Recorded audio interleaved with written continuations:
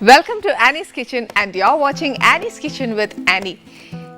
ഇറച്ചി മീനും ഒക്കെ ആയിട്ട് കുറേ ആയി. പക്ഷേ ഇന്ന് നമ്മൾ ചെയ്യാൻ പോകുന്ന റെസിപ്പി കുറച്ച് ഡിഫറെൻ്റ് ആണ്. അതെന്നാണെന്നറിയാമോ, നമ്മൾ ശരിക്കും ഇഷ്ടപ്പെടുന്ന, അതായത് ആ ഒരു പക്ഷിയെ കണ്ട ഏറ്റവും നമ്മൾ ഓമനത്വം തോന്നുന്നതും ഒരു എന്താ പറയുക ഭയങ്കര കൗതുകമാണ്. ഒത്തിരി പാവം പിടിച്ച ഒരു പക്ഷിയെ വെച്ചിട്ടാണ് ഇന്ന് നമ്മൾ റെസിപ്പി തയ്യാറാക്കുന്നത്. പക്ഷേ അങ്ങനെയൊക്കെ പറയുമ്പോൾ എന്നാ നിങ്ങൾ ആലോചിക്കുകയല്ലേ, ശരിക്കും പറഞ്ഞാൽ ഇന്ന് നമ്മൾ ചെയ്യാൻ പോകുന്ന ഒരു ഡക്കിനെ വെച്ചാണ് ചെയ്യാൻ പോകുന്നത്. നമ്മൾ ഡക്ക് വെക്കുന്ന സമയത്താന്നേൽ അമ്മച്ചിമാരൊക്കെ എപ്പോഴും പറയുക എന്നാന്നോ, നമ്മൾ ഈ അരപ്പൊക്കെ തയ്യാറാക്കി വെച്ചതിന് ശേഷം വേണം താറാവിനെ മുറിക്കാനെന്ന്, ഇല്ലെന്നുണ്ടെങ്കിൽ അതിന് തന്നെ പുഴു വരുമെന്നോ എന്തൊക്കെയോ പറയാറുണ്ട്. അതുകൊണ്ട് ഇപ്പം ഞാൻ എന്നാ ചെയ്തെന്ന് വെച്ചാൽ, ഞാൻ ഡക്ക് എടുത്ത് ഇവിടെ വെച്ചിട്ടില്ല, ഞാൻ ഫ്രിഡ്ജിലാണ് വെച്ചേക്കുന്നത്. നമുക്ക് സമയമാകുമ്പോഴത്തേന് എടുത്തേച്ചാൽ മതി. അതുകൊണ്ട് എല്ലാവരും ശ്രദ്ധിക്കുക. അല്ലെങ്കിൽ ഇപ്പം എന്നാ ചെയ്യണമെന്ന് അറിയാം, നമ്മൾ മസാലയെല്ലാം ആക്കി വെച്ചേച്ച് ഡക്ക് വൃത്തിയാക്കിയ ഉടനെ മസാല ഒന്നും ആക്കിയില്ല എന്ന് വെച്ചു, ഒരു കാര്യം ചെയ്യേണ്ട എന്നാന്നറിയോ, നമ്മൾ ഡക്ക് അങ്ങോട്ട് വൃത്തിയാക്കി വെച്ച് അതിനകത്തോട്ട് ഇച്ചിരി നല്ലതായിട്ട് മഞ്ഞപ്പൊടി തേച്ചേച്ച് ഒന്ന് തിളപ്പിച്ചെടുത്തേച്ചാൽ മതി. അത്രയും മാത്രം ചെയ്താൽ മതി. അന്നേരം കുറച്ചുകൂടി ഒരു ഇപ്പോൾ ഫ്രിഡ്ജിൽ തന്നെ വെക്കാൻ ഒത്തില്ലാന്നുണ്ടെങ്കിൽ എന്നാ ചെയ്യാൻ നോക്കും അല്ലേ. അതുകൊണ്ടാണ് ഞാൻ പറഞ്ഞത്, പെട്ടെന്ന് ഒന്ന് വൃത്തിയാക്കിയേച്ച് അതിനെ നല്ലോണം കഴുകിയേച്ച് ഇച്ചിരി മഞ്ഞപ്പൊടിയും ഉപ്പും കൂടി ഇട്ട് ഒന്ന് തിളപ്പിച്ച് വെച്ചേച്ചാൽ മതി. എന്ന് വെച്ച് ബാക്കി കറികളെല്ലാം അതിനകത്ത് ചേർക്കാനുള്ള കാര്യങ്ങളൊക്കെ എടുത്ത് വെച്ചേച്ച് കറി വെച്ചാൽ മതി. പിന്നെ ആ സ്റ്റോക്ക് കളയൽ ആ ചാറിൻ്റെ കൂട്ടത്തിൽ അങ്ങ് ചേർത്താൽ മതി. ഇന്ന് നമ്മൾ ചെയ്യാൻ പോകുന്ന ഒരു ഡ്രൈ ഐറ്റം ആണ്. ഡ്രൈ ആക്കണമെങ്കിൽ ഡ്രൈ ആക്കാം, പക്ഷേ ഇച്ചിരി ഗ്രേവി ആക്കി എടുക്കണമെന്നുണ്ടെങ്കിൽ അങ്ങനെയാണ്. അതേതാന്നേലും നമ്മുടെ ഇഷ്ടം കൂട്ട് ചെയ്തേച്ചാൽ മതി. ഇന്ന് തനി നാടൻ ഭക്ഷണമാണ്, അതായത് അമ്മച്ചിയൊക്കെ ചെയ്യുന്ന കൂട്ടാന്നേ. എന്നാന്ന് വെച്ചാൽ ഈ വറ്റൽ മുളക്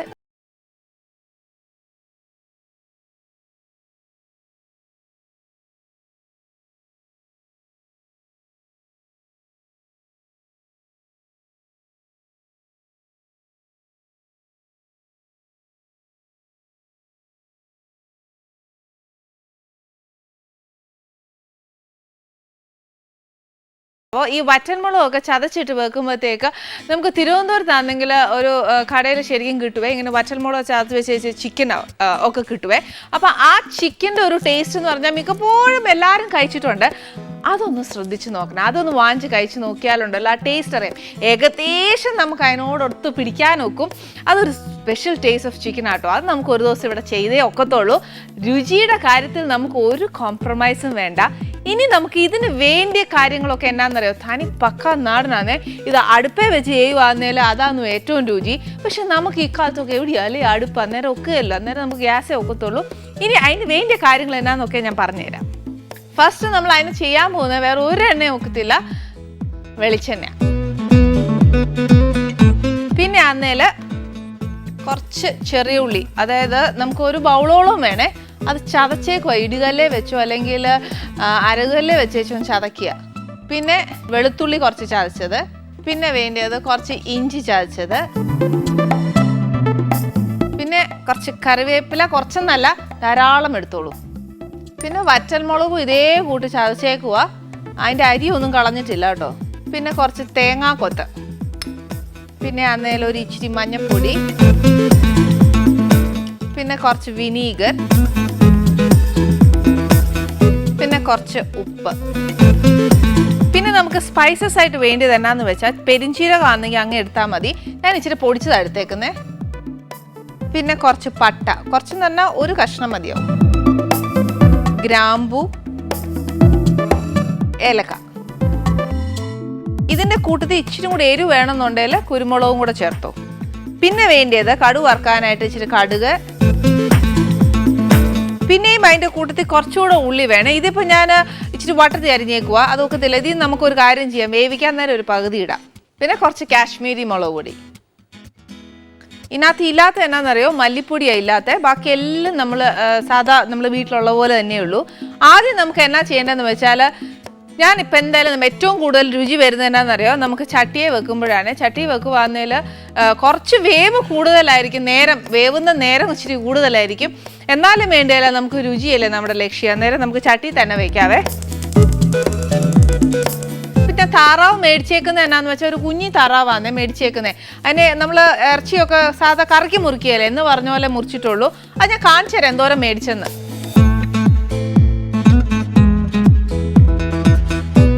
വേണ്ടേ ഞാൻ ഈ ഒരു കുഞ്ഞി ബൗളിനാണ് എടുത്തേക്കുന്നത്. അതായത് ഒരു കുഞ്ഞി താറാവാന്നേ, സാധാ കറക്കി മുറിക്കുന്ന പോലെ എടുത്തിട്ടുള്ളൂ. പക്ഷെ ഞാൻ അന്നേരം ഉണ്ടല്ലോ അരപ്പാക്കാൻ ഇച്ചിരി നേരം എടുക്കും. അപ്പം അത്രയും നേരം നമുക്കത് ഫ്രിഡ്ജ് വെച്ചേക്കാം.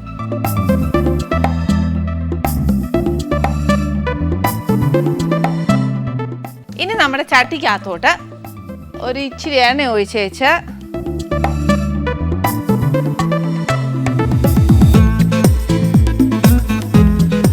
ഇതിനകത്തോട്ട് കുറച്ചുള്ളി കുറച്ച് നമുക്ക് വെച്ചേക്കണം. ഇച്ചിരി ഉള്ളി ഇടുക.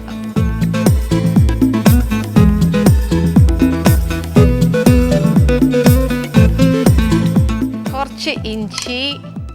നമ്മൾ എടുക്കുന്ന താറാവിന് എത്ര അളവെന്നനുസരിച്ച് എടുത്തേക്കണം. പക്ഷെ താറാവ് ആയതുകൊണ്ടുണ്ടല്ലോ ഇച്ചിരി ഇഞ്ചിയും വെളുത്തുള്ളിയും ഒക്കെ ഇച്ചിരി കൂടുതൽ ഇട്ടോണേ.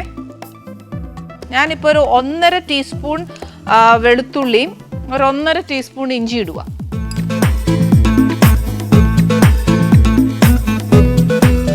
അന്നേച്ച് ഒരു ഇച്ചിരി കറിവേപ്പിലയും കൂടി ഇടണം. കറിവേപ്പില ദൂരത്തിരുന്ന ഒക്കത്തില്ലേ, ഇതെൻ്റെ അടുക്കെ ഇരുന്നോട്ടെ. ഇനി എന്നാന്ന് വെച്ചാൽ നമ്മുടെ ഉള്ളി ഒന്ന് എന്നാ പറയുന്നത് വഴന്ന് കിട്ടണം. ഒത്തിരി അങ്ങോട്ട് മൂക്കണ്ട. കാര്യം എന്നാന്ന് വെച്ചാൽ താറാവിന് പൊതുവേ ഇച്ചിരി വേവ് കൂടുതലല്ലയോ, അന്നേരം പിന്നെ നമ്മൾ ഒത്തിരി മൂപ്പിക്കേണ്ട ആവശ്യമില്ല. എന്നാലും ഉള്ളി ഒന്ന് വേവണം. ഇതിൻ്റെ കൂട്ടത്തിൽ തന്നെ എന്നാ ചെയ്യണമെന്നോ ഒരു ഇച്ചിരി തേങ്ങാക്കൊത്തും കൂടി ഇട്ടു. അപ്പം എന്നാ പറയുക അതുകൂടെ ഒന്ന് മൂത്തേച്ച് ഒരു ശകലം വേവുകയും ചെയ്യും. അല്ലെങ്കിലും തേങ്ങാക്കൊത്ത് ഒത്തിരി വെന്ത് പോയാൽ അങ്ങനെ അങ്ങോട്ട് വേവുകയില്ല. എന്നാലുണ്ടല്ലോ ആ തേങ്ങാക്കൊത്ത് മൂത്ത് കഴിഞ്ഞാൽ ഇച്ചിരി ഒന്ന് കടിക്കുമ്പോൾ ഒരു ക്രഞ്ചിനെസ് ഉണ്ടാവും.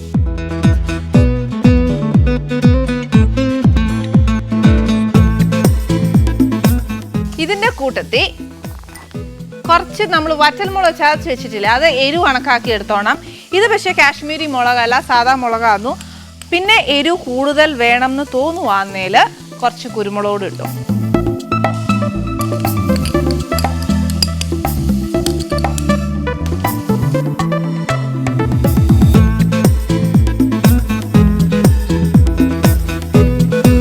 ഈ ഉള്ളിയൊക്കെ മൂക്കുന്ന പരുവം എങ്ങനെയാന്ന് വെച്ചാൽ ഒരു എന്നാ പറയുന്നത് ഒരു ഈ ഉള്ളിയുടെ നമ്മൾ ചതച്ചെടുക്കുമ്പോൾ ഇച്ചിരി വെള്ളം കാണുകയല്ലേ അതിനകത്ത്, അതൊന്ന് പറ്റിയേച്ച് ഒന്ന് മൂക്കുകയല്ലേ, ആ പരുവത്തിനെടുത്തു.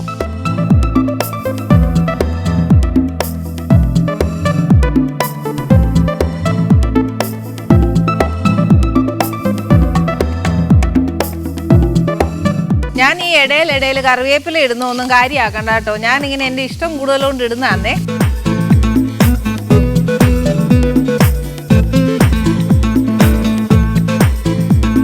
ഇതിൻ്റെ ഏകദേശം വെള്ളം ഒന്ന് പറ്റി കഴിയുമ്പോഴത്തേന് ഒരു നുള്ളു മഞ്ഞപ്പൊടിയും കൂടി ഇട്ടു.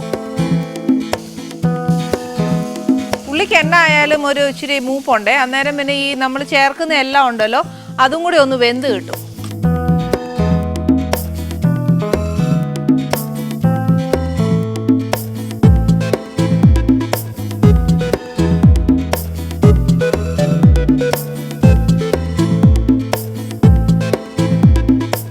കറിവേപ്പില ഇട്ടിട്ട് അവസാനം കറിവേപ്പില കറിയൊന്നും ആവുകയില്ല. എന്നാലും ഉണ്ടല്ലോ ഉള്ളിയൊക്കെ മൂക്കുമ്പോഴത്തേനും ഒരു മണം വരികയില്ലേ, അന്നേരം ഇച്ചിരി കറിവേപ്പില ഇട്ട് കൊടുക്കണമെന്ന് അമ്മച്ചിമാർ പറഞ്ഞേക്കുന്നതെന്നാണ് ഞാൻ പറയുന്നത്.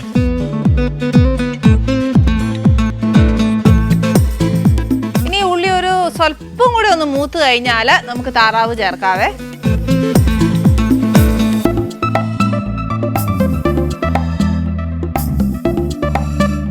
ഇപ്പം ഇതിനകത്ത് നമ്മൾ ചതച്ച മുളകല്ലേ ഇട്ടേക്കുന്നത്. പിന്നെ ഇനി അന്നേരം ഒരു ഇച്ചിരി മുളക് പൊടി എപ്പോഴാണ് ചേർക്കുന്നതെന്ന് അറിയാമോ? നമ്മൾ താറാവൊക്കെ വെന്തതിന് ശേഷമാണ് ചേർക്കുന്നത്. അഥവാ ഈ എരിവ് ഇച്ചിരി പോരാന്ന് തോന്നുവാന്നേൽ താറാവ് ചേർക്കുന്നതിന് തൊട്ട് മുമ്പ് ഒരു ഇച്ചിരി മുളക് പൊടിയും കൂടി ഇട്ടേച്ചൊന്ന് വഴറ്റിയിട്ട് താറാവ് വേവാനിട്ട ഇറച്ചിക്കകത്തോട്ട് കുറച്ചുകൂടിയൊക്കെ എരിവ് പിടിക്കും. അതല്ല നമുക്ക് വറ്റൽമുളകിൻ്റെ മാത്രം ഒരു എരിവ് മതി എന്നുണ്ടെന്നുണ്ടെങ്കിൽ അത് തന്നെ കണ്ടിന്യൂ ചെയ്യണേ. അതല്ല അതിനൊരു ഇച്ചിരിയും കൂടി ഒരു എരിവ് വേണമെന്നുണ്ടെങ്കിൽ വറ്റൽമുളക് ചതച്ചിടുന്നത് കുറച്ചുകൂടെ കൂട്ടിക്കോ. മുളക് പൊടി ഇടുമ്പോൾ തന്നെ ഒരു സ്വാദ് വ്യത്യാസം വരുവേ. ഇതിനാന്ന് കുറച്ചുകൂടെ ടേസ്റ്റ്.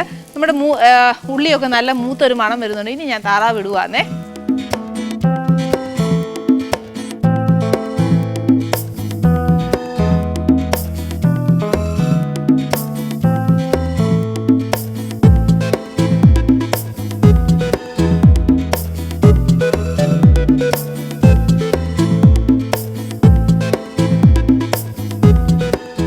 പിന്നെ ഒരു കാര്യം എന്നാന്ന് വെച്ചാൽ താറാവിനകത്ത് ഒരുപാട് എരിവ് ചേർക്കാത്ത എന്നാന്ന് പറഞ്ഞാൽ എന്നാന്നറിയാവോ, നേരത്തെ ഞാൻ പറഞ്ഞു കൂട്ടാ അതിൻ്റെ ദേശം ഒരു ഇച്ചിരി അല്ലേ ഉള്ളൂ, അന്നേരം പിന്നെ ഒത്തിരി പിടിക്കാനൊന്നും കാണുകയില്ല.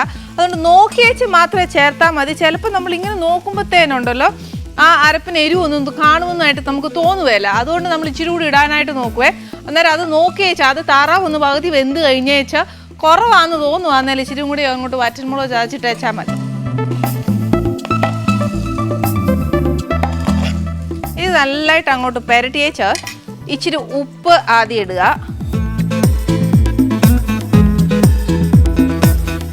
അതിൻ്റെ കൂട്ടത്തിൽ കുറച്ച് വിനാഗിരിയും കൂടെ ചേർക്കണം.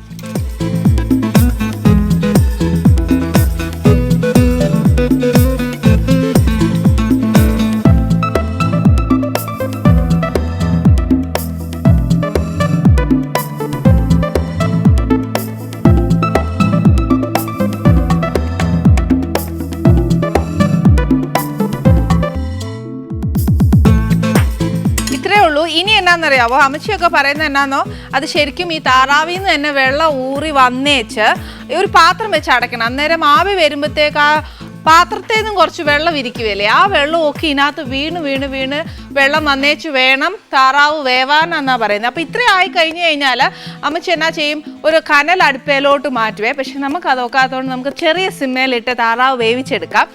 ഞാനേ നമ്മുടെ താറാവ് ഞാൻ മണമെന്നറിയോ, ഈ താറാവ് ഒന്ന് തിളച്ചേ, പക്ഷെ തിളച്ചാലൊന്നും ഇത് വേകുകയില്ല. പക്ഷെ എന്നാലും ഉണ്ടല്ലോ, നമ്മുടെ താറാവിനകത്താന്നേലും ഇറച്ചിക്കകത്ത് ഏത് ഇറച്ചിക്കാന്നാലും ഇച്ചിരി മസാലയും കൂടെ ചേർക്കാതെ ഒക്കത്തില്ല. എന്നാലേ ആ ഇറച്ചിക്കകത്തുകൂടെ ആ മസാല ഒന്ന് പിടിക്കത്തുള്ളേ. അപ്പം ഇപ്പം ഞാൻ എന്നാ ചേർക്കുന്നത്, ഇതൊന്ന് അടച്ചു വെച്ചേച്ചാലേ മണം കളയണ്ട കേട്ടോ. അതൊന്ന് വേവട്ടെ. ആ സമയം കൊണ്ട് നമുക്കൊരു ഇച്ചിരി മസാല ചേർക്കണം. അത് ഏതൊക്കെയാണെന്നല്ലേ പറഞ്ഞുതരാം. കുറച്ച് പെരിഞ്ജീരകപ്പൊടി, പെരിഞ്ജീരക പൊടിയോ അല്ലെന്നുണ്ടെങ്കിൽ പെരിഞ്ജീരകം മതി. പിന്നെ വേണ്ടിയത് ഒരു ഒരു ഒരു ഒരു കഷ്ണം പട്ട ഇട്ടേച്ചാൽ മതി.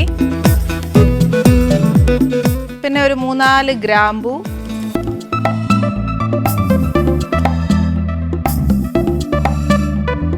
പിന്നെ ഒരു 3-4 കഷ്ണം ഏലക്ക. 3-4 അല്ല, കറിവേപ്പിലയും ഏലക്കയാണെന്നും എൻ്റെ കൈക്ക് ഒതുങ്ങാത്ത സാധനം. എനിക്കിഷ്ടമാണ്, അതിൻ്റെ രണ്ടിൻ്റെ ഫ്ലേവേഴ്സ് ഇറച്ചിയിൽ വരുന്ന ഇഷ്ടമാണ്. പക്ഷേ എന്നാലും കണക്ക് പറയുവാണെങ്കിൽ ഒരു 3-4 ഏലക്ക ഇട്ടേച്ചാൽ മതി. എന്ന് വെച്ചാൽ ഇതിന് ഒരുപാട് പൗഡറാക്കി എടുക്കണ്ട, ഒന്ന് ചതച്ചെടുത്ത് അതിൻ്റെ കൂടെ ഇട്ടേച്ചാൽ മതിയേ.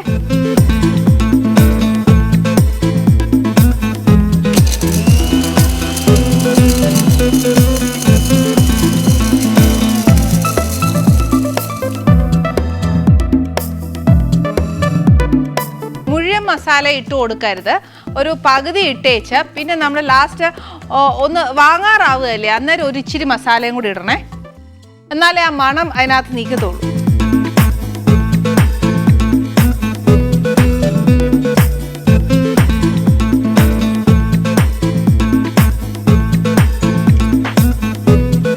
ഇച്ചിരി മസാല ഇട്ടേച്ച് മുഴുവൻ ഇടല്ലേ, പകുതി ഇടാവുള്ളൂ. പകുതി നമ്മൾ വാങ്ങാൻ നേരം ഇടാനുള്ളതാ. എന്നുവെച്ച് ഇത് നല്ലതായിട്ടൊന്ന് ഇളക്കുക. ഇതിൻ്റെ ആവി എൻ്റെ അടുത്തോട്ട് മാത്രമേ വരുന്നുള്ളൂ.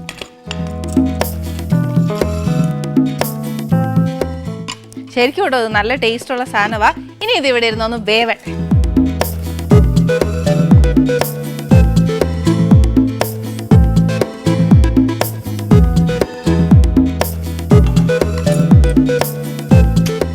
ഇതിൽ തന്നെ അത് നോക്കി, ആ താറാവിൻ്റെ ഒരു നിറം തന്നെ നോക്കി, അത് മൊത്തം ഒന്ന് മാറിയേക്കുവാന്നേ. ഇത് മാത്രം മതി നമുക്ക് ചോറുണ്ണാന്. പക്ഷെ ഒക്കുകയല്ലോ, നമ്മുടെ ഡിഷ് അതല്ലല്ലോ. ഇനി എന്നാ ചെയ്യേണ്ടതെന്നറിയാവോ, ഇത് ഇച്ചിരി വെള്ളം ഇതിനകത്തോണ്ടേ, അത് അങ്ങനെ തന്നെ ഇരുന്നോട്ടെ. നമുക്ക് അങ്ങ് തീ ഓഫ് ചെയ്തേച്ച്, അതിൻ്റെ മണം കളയണ്ട. എന്നെ മണം എന്നറിയോ, അതവിടെ ഇരുന്നോട്ടെ.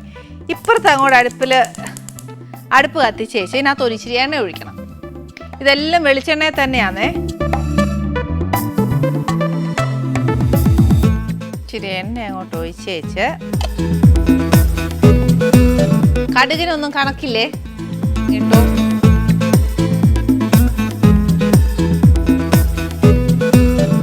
വറ്റൽമുളക് വേണമെന്നുണ്ടെങ്കിൽ ഇപ്പം ഇച്ചിരി 2-3 എണ്ണം പിച്ചിയിടാവേ. അല്ലെന്നുണ്ടെങ്കിൽ നമുക്ക് ബേസിക്കലി അതിനകത്തോട്ട് ഇച്ചിരി ഇട്ടിട്ടുണ്ടോണ്ട് എരിവുണ്ട്. പക്ഷെ എന്നാലും കടുക് വറുക്കുന്ന നേരം ഇച്ചിരി ഇടണ്ടായോ, അന്നേരം ഒരു ഇച്ചിരി 2-3 എണ്ണം പിച്ചി കിട്ടും. പിന്നെ നമ്മൾ ബാക്കി ഇത് പൊട്ടിക്കഴിഞ്ഞാൽ നമ്മൾ നേരത്തെ ബാക്കി വെച്ചിട്ട് കുറച്ച് ഉള്ളിയില്ലായിരുന്നു, അതും പിന്നെ അല്ലാതെ ഒരു ഇച്ചിരി വട്ടത്തിൽ അരിഞ്ഞു വെച്ചിട്ടുണ്ടായിരുന്നു. അത് രണ്ടും കൂടെ ഇതിനകത്തോട്ട് ഇട്ടേച്ച് ഒന്ന് വഴറ്റിയെടുക്കണം.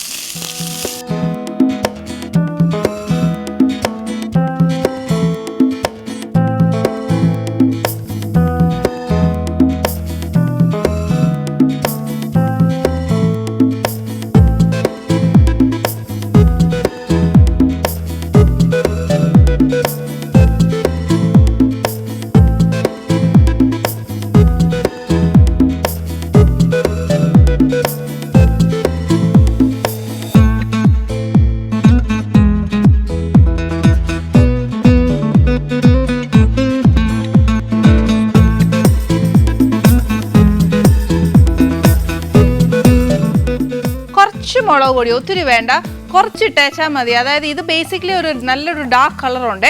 എന്നാലും നമ്മൾ മുളക് പൊടി ഇട്ടിട്ടില്ല, മസ്റ്റ് അല്ല. പക്ഷെ എന്നാലും ഇതിനകത്ത് നമ്മൾ ഇച്ചിരി വറ്റൽമുളക് കൂടുതൽ ചേർക്കുവാന്നേൽ ഇത് ചേർക്കണം എന്നില്ല.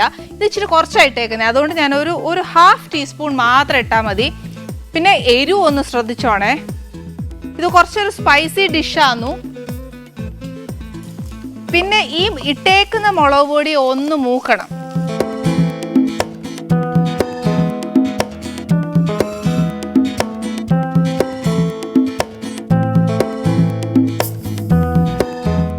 നമ്മുടെ പൊടി ഒന്ന് മൂത്ത് കഴിഞ്ഞാൽ എന്നാ ചെയ്യണമെന്ന് അറിയാവോ? ശരിക്കും നമ്മൾ അമ്മമാരൊക്കെ ചെയ്യുന്ന കൂട്ട് തന്നെ ചട്ടിയിൽ തന്നെ ചെയ്താൽ മതി. ശരിക്കും പറഞ്ഞാൽ ഈ ചട്ടിയിൽ വേവിച്ച് വെച്ചേക്കുന്ന താറാവാന്നേലും നമുക്കിപ്പോൾ പാനിലോട്ട് ഇടേണ്ട വരുന്നേ. പക്ഷെ ഞാൻ എന്നാ ചെയ്യാൻ പോകുന്നത്, തിരിച്ചിടാൻ പോവാ. എന്നാൽ ആ ചട്ടി കിടന്ന് വെച്ചാൽ അത് ഒന്നുകൂടെ ഒന്ന് പിടിച്ചാലേ അതിനൊരു ടേസ്റ്റ് വരത്തുള്ളേ. അന്നേരം ഞാനിതങ്ങോട്ട് മാറ്റി വെച്ച് ഇച്ചിരി മുളക് പൊടിയല്ലായിരുന്നു ഇട്ടേക്കുന്നത്. അന്നേരം പിന്നെ ഒത്തിരി നേരമൊന്നും വേണ്ട.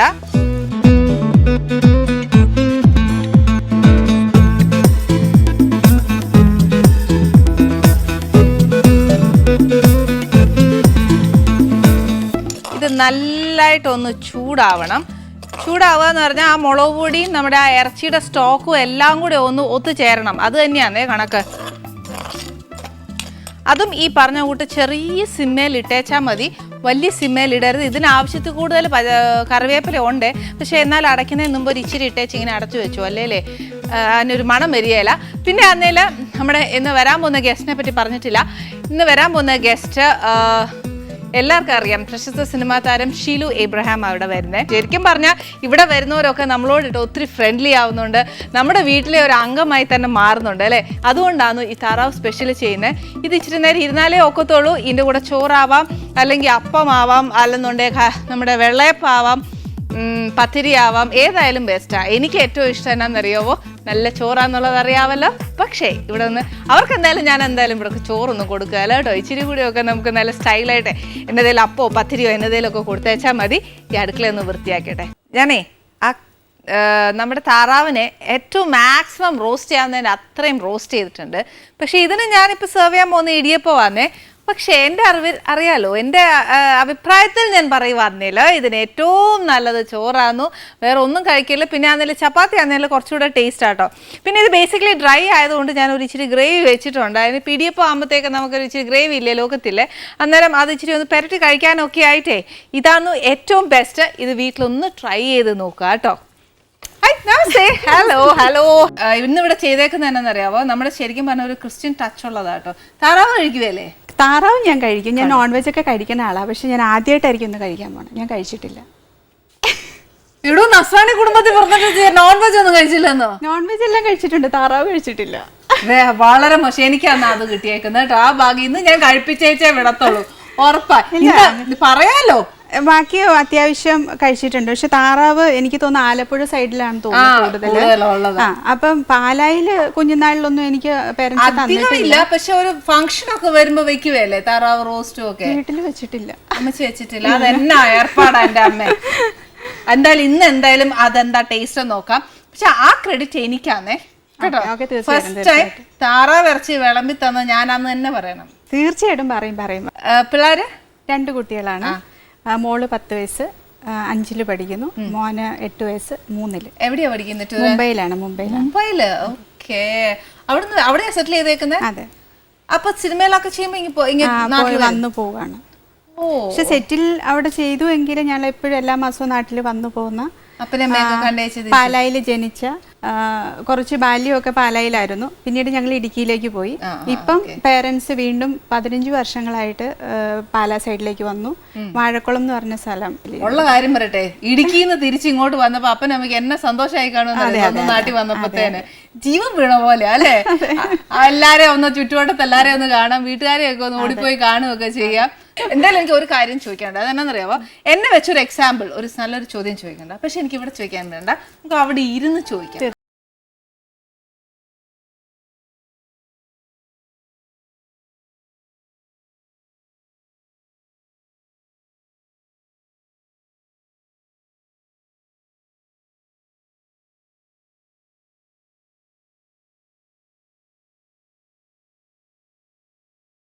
കാര്യം പറയില്ല, എന്നെ വെച്ചൊരു ഉദാഹരണം എനിക്ക് പറയണമെന്നുണ്ടെന്നേ.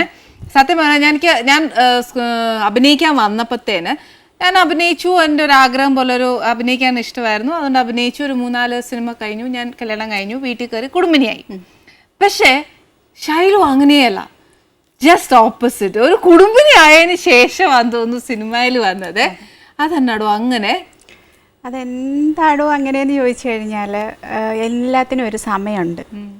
അങ്ങനെ വിശ്വസിക്കുന്ന ആളാണ് ഞാൻ. എനിക്കും ഈ പറഞ്ഞ പോലെ എൻ്റെ കൗമാരത്തിലൊക്കെ ഓഫേഴ്സൊക്കെ വന്നിരുന്നു.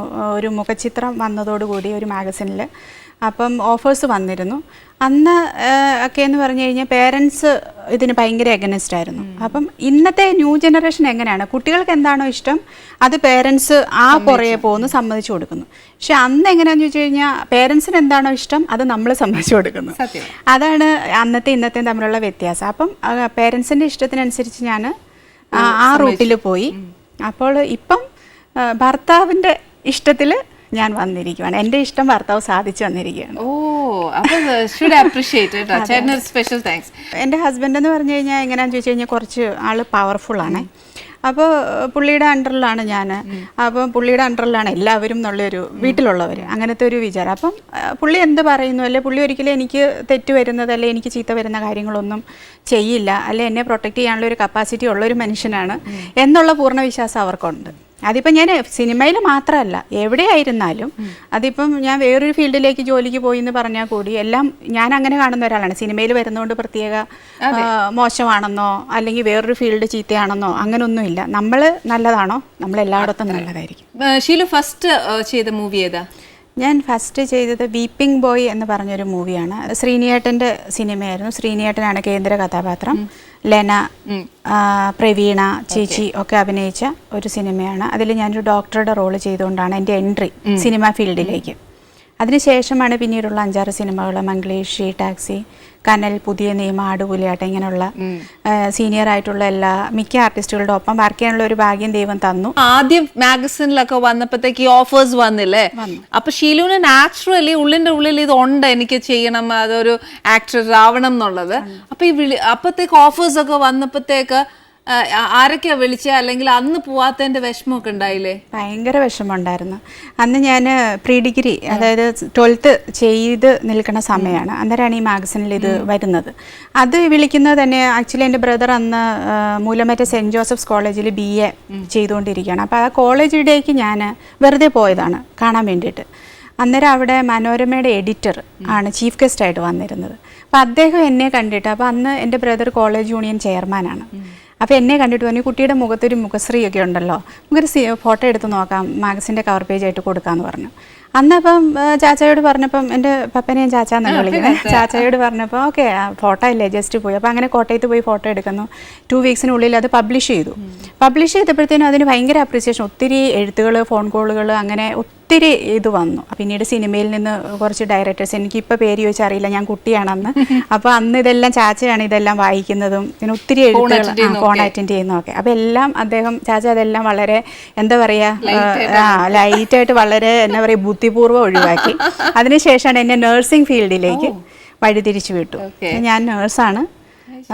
അപ്പോൾ അങ്ങനെ പഠിച്ചു, ജോലി ചെയ്തു, പിന്നീട് അങ്ങനെ പെട്ടെന്ന് കല്യാണം കഴിഞ്ഞു. എന്തായാലും ഒരു കാര്യം ഞാൻ പറയട്ടെ, പാലൊക്കെ ആകുമ്പോൾ പക്ക ഓർത്തഡോക്സ് ഫാമിലി ആയിരിക്കും. പിന്നെ അന്നേരം അപ്പനും അമ്മയ്ക്കും ബേസിക്കലി ഒരു പെങ്കൊച്ചല്ലേ, അന്നേരം മാക്സിമം പഠിപ്പിച്ച് ഒരാളുടെ കയ്യിൽ ഏൽപ്പിക്കുക എന്നുള്ളതാണ്.